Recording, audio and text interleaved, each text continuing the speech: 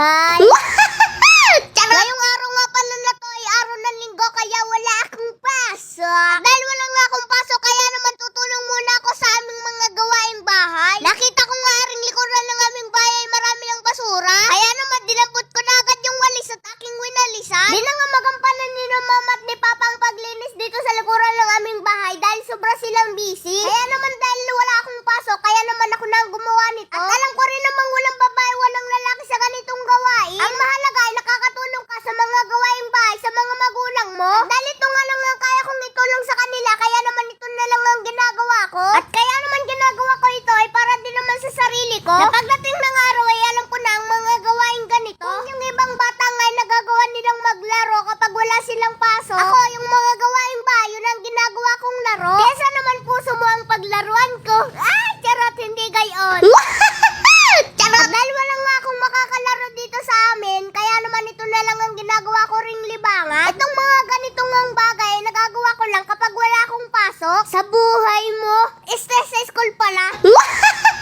Charot! Nang matapos ko na nga mawalisan at malinisan ang likuran ng aming bahay, sinunod ko naman linisan at walisan na itong loob ng aming bahay. At dahil ito na nga lang ang napapaglibangan ko, kaya naman ini-enjoy ko na lang ang sarili ko. Kesa naman enjoyin ko yung sarili ko sa'yo, na pagdating sa huli, iiwan mo rin pala ako. Na kahit ibinigay na sa yung lahat, hindi pa rin ako naging sapat. Ganong minahal kita sa sarili ko ay wala nang itinira. Pero pagdating sa huli, hindi mo pa rin mabigyan ng halaga. Ah, charot, hindi gayon. Charot. Okay, balik na muna tayo sa mga kwentuhan, mga kakulit. Tama na muna ang hugot. At baka yung masasamang elemento ay maglabasan na naman. Pero ako'y nagpapasalamat. At nang dahil sa kanila ay magkakaroon ng liwanag ang mga dilim kong mundo. At nang dahil din sa kanila ay ma-achieve ko ang lahat ng pangarap ko sa buhay. Kaya naman sila ang gagawin kong inspirasyon ko sa buhay.